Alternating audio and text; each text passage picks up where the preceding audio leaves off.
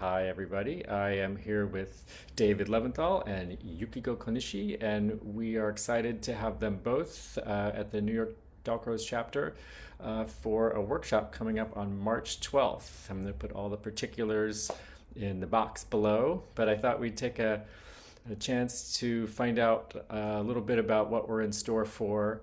And David, maybe we'll start with you. Tell us a little bit about what we can expect. Sure. Well, we're very excited about doing this workshop together. Yukiko and I have been working together for a number of years within the Dance for Parkinson's program, which I helped start almost 25 years ago at the Mark Morris Dance Group. And the idea of Dance for PD is really to take all of the approaches that professional dancers utilize in learning, practicing, and executing movement and apply those skills and approaches to the experience of people living with Parkinson's. And what we found over that time is that those skills and those perspectives are incredibly valuable for people who are struggling with movement, who are having movement challenges, when they think and process movement with the mind of a dancer. They often have an easier time addressing many of the things that they have to do, things like walking and turning, big amplitude movement. Mm. But more than that, they're approaching their movement artfully. They're approaching it with imagery, with intention, with narrative. What underpins all of this is music.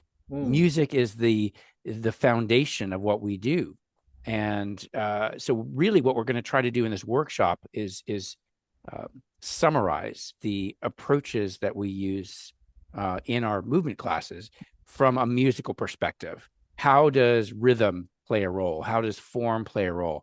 How do we use melody and musical narrative to support the experience of people who often are struggling with their movement? And what we see is that music is kind of like the red carpet. It rolls out and it makes everything flow. It makes everything easier for our Parkinson's dancers. So we're going to explore some of that, both from a theoretical perspective, sort of what are some of the frameworks that we're working with, and then also through an experiential lens. So everybody in the workshop will have a chance to go through movement activities that are really harnessing the power of music to sort of manifest a particular movement objective or goal. That's great. That all of that sounds like it has so much intersection with the work that we do within Dalcroze. So it sounds like people will feel right at home in this work. Yukiko, from your perspective, you have feet in both camps. How does this going to line up for people who are trained in Dalcroze? It's gonna be interesting because as a Dalcroze training, I have to express nuance and all difference and through the movement. I mean, whenever I see through the movement, I have to have that in a sound. But a Parkinson, I have to be very strong and I have to be very leading for them. I'm really David told me that I'm the conductor of the movement. I mean the conductor, and I had to lead them. So it's gonna be. I like to show what Darkro's trained person can do with that field. Um, because we are so strong in improvisation, and we are very keen to change nuance and the variety, have a variety, and all that. But the interesting thing is, I have no idea what David is going to do for that day. So I have a job. I have pretty, maybe 3 seconds or 5 seconds to decide what I'm going to do for each movement. He might say theme of the day. Who knows? He said that, and I'm like, okay, theme. All right, what kind of music should I choose? What kind of key I choose? What should be minor, major, meter? Meter. He's going to indicate, but I have a lot of decision I have to make in the 5 seconds. So that's why I love the job because it stimulates me very much as an artist, but it scares me. Well, all that sounds familiar to me. You have only almost maybe not the 5 seconds, like 5, 6, 7, and 4 seconds. Yeah. I mean, exaggerating. I have that before the 5, 6, 7, 8. I have some thought, but my brain goes like, ooh, what do I do? What do I do? Ooh, ooh, ooh, wee, like that. So my brain is really, really busy in that Great. class. Yeah, Yeah. but I have to stay calm. So it's a lot of work. I mean, a lot of fun thing. I mean, it's just a fun for me as an artist to be able to find us the right music for the movers. Sure. But Well, but that's something that we think about all the time as Dalcroze teachers. So yeah, yeah, I'm yeah, sure for that kids or adults or we think about exactly. that. Yeah. And that kind of So leads me into my last question I was wondering about. I mean, I'm maybe people think, oh, I don't have a music therapy background, or I don't work with Parkinson's patients, so maybe this won't really be for me. Can either of you speak to that? Sure. Well, Yukiko, do you want to say start? that again. I wasn't sure what you said.